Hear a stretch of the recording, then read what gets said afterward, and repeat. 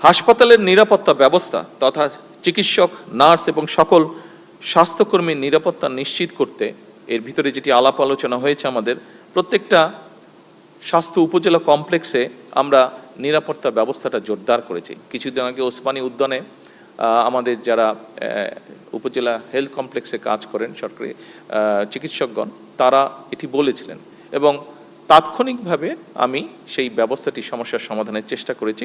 ব্যাপারটি ধীরে ধীরে আমরা সিচুয়েশনটি নিশ্চয়ই উন্নত করতে সক্ষম হয়েছি।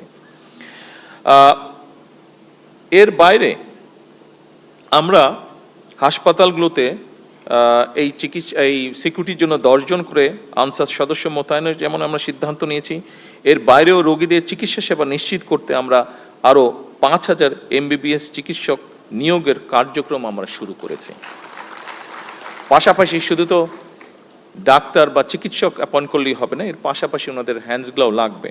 ফলে আমরা নার্স, মেডিকেল টেকনোলজিস্ট যেটি আমরা আলাপ করেছি, ফার্মাসিস্ট, মিডওয়াইফ এবং অন্যান্য স্বাস্থ্য পেশাজীবী যেগুলো আছে বিদ্যমান আছে, সেগুলো শূন্য পদও দ্রুত সাথে যাতে এই শূন্য পদগুলো পূরণ করা যায় সেটির প্রক্রিয়ার কাজও আমরা শুরু করেছি।